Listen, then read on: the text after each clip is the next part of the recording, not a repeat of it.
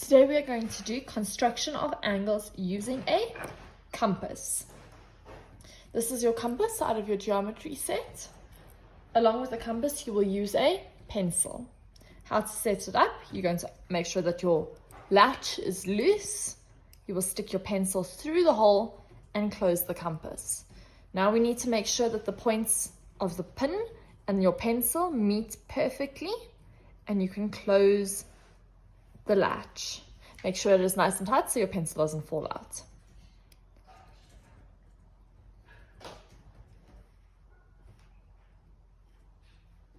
Okay, the first step to construct a 60-degree angle will be to draw a baseline. I'm going to use my pencil within my compass. You can take it out or use a spare pencil. I'm going to construct a line, AB. You can put a little dot or a marking at A and B. You will then place your pin in A and open your compass up until it reaches the point of B and draw a arc. You will do the same, do not change the size, and you'll place your arc in A. Leaving your pin in B, you can make an arc at the top. Do the same from A. Make sure that the size does not change. The arcs need to meet each other, so it's important that you draw them big enough. Once you have made a marking over there, you can take your ruler and you'll go from the cross of the arcs to the cross of A, where the arc and the line meet, and you will draw a straight line. You can make this point here C. To go back and check yourself, you can use your protractor.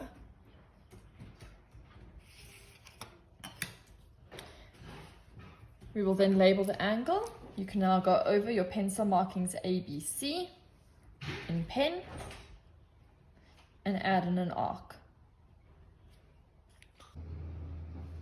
Now let's construct an angle of 30 degrees.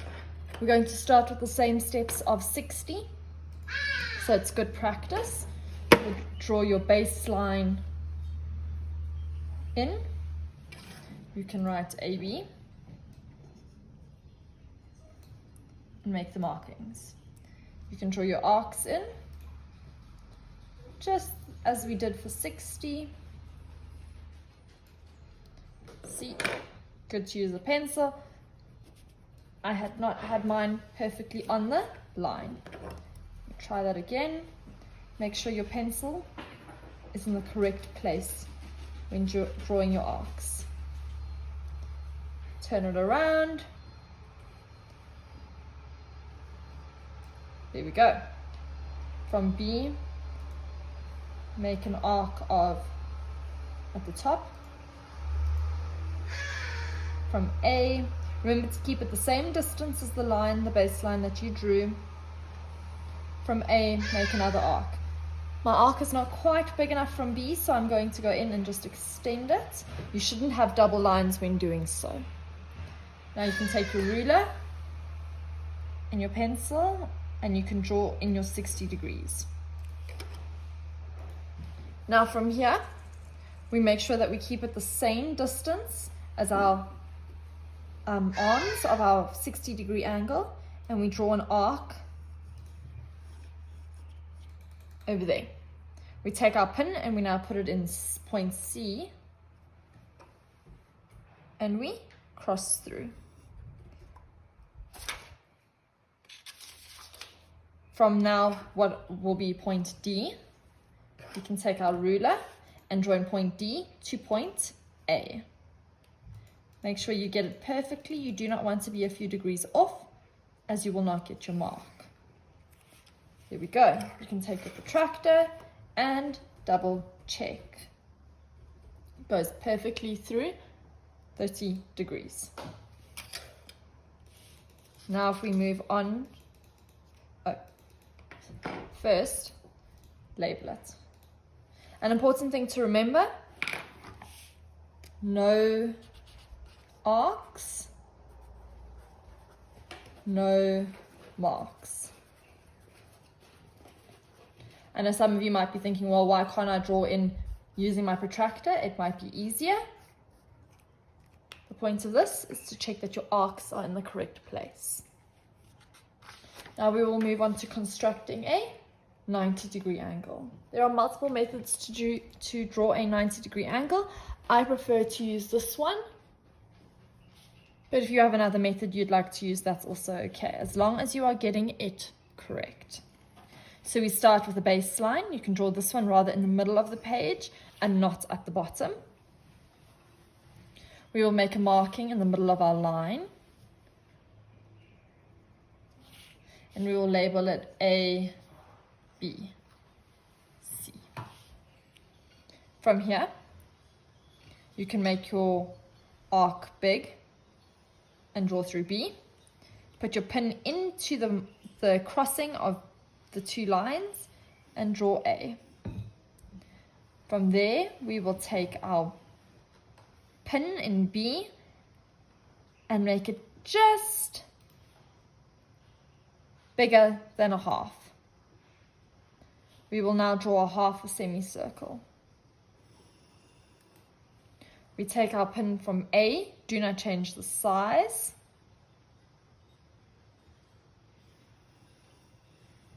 And we continue like that. Now we can take our ruler .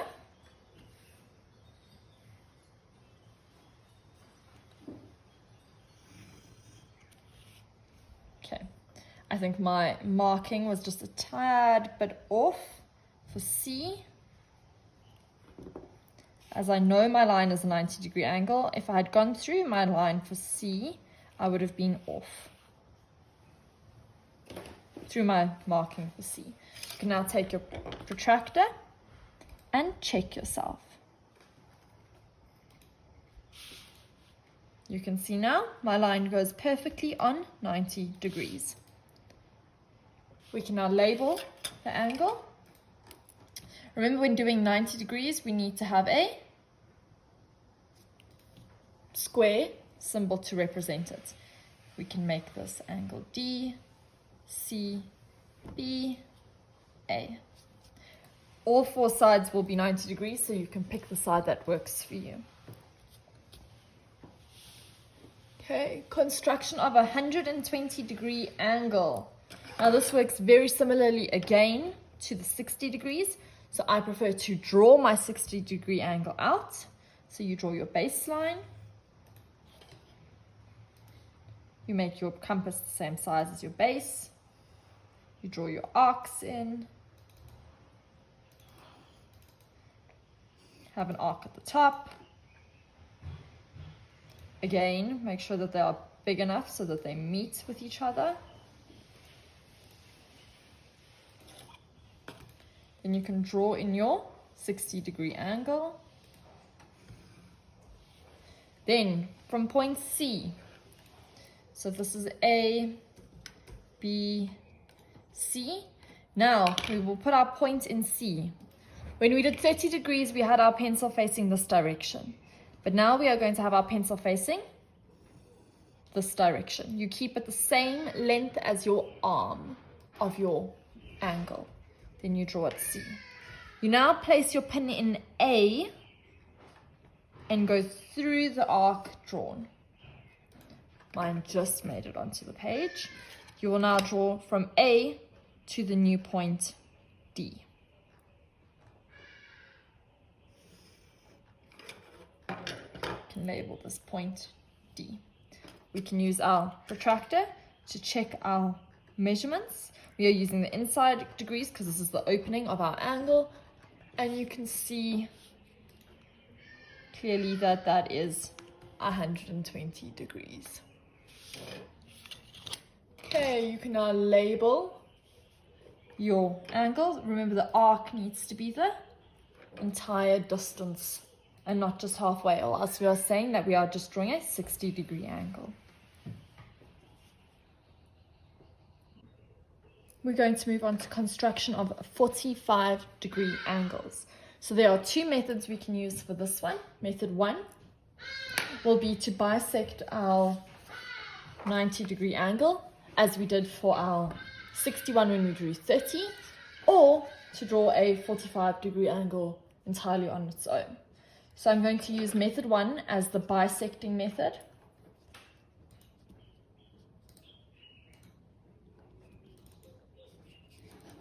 Okay, so we're going to now draw a 90-degree angle again. Going to have our straight line. Then we will take our arc, make an arc over here, put your pin in the middle of the arc where it meets on the line, draw another arc over there. Then we will make it just smaller than a half. Draw your half circle, place your pin in over there at B, and draw your half circle. You will take your 2 points and draw a line straight through. Now we have our 90-degree angle. In order to bisect it, we need to make sure we have taken the exact length. A, B, C, D, E. We need to measure the exact length of B, C.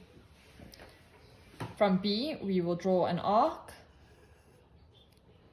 And from D, we will draw an arc. From there, we will cross through the arc to point C. We can make this marking F. We can take our protractor and measure it out. Oh, sorry, it's not straight. At exactly 45 degrees. When we draw on our arc, we make sure we represent just the 45 degrees. Now, I prefer this method, but maybe that's just because that's what I was taught at school. Now, I've seen a new method come up amongst the kids where we will draw our baseline. This will be method 2. We can call this method the triangle, or the number 4. And I'll explain to you in a second why we call it the number 4 method. You will do the same start as your 90 degrees. You'll draw your arcs for A and B. A and B. You will make your half circles where they are just bigger than half the given line. There we go. We will draw our lines straight through. Now in this case, you need to make the extended part of the line a little bit larger over here. Now we will measure out exactly the point of AC. You need to measure out the exact point of AC. You will turn C towards D. In essence, your new line should now go above D to make F. This over here is point F. Now with our pencil and our ruler, we can join point F to point A. And this angle A should be 45 degrees, as it is. Okay. We label it and put our arc in. In this case, when there are so many letters on the page, we can say angle FAC equals 45 degrees. The reason we call it the number 4 method, do you see the number 4 within the shape? I I hope this helps. Please leave a comment if you need any further explanations.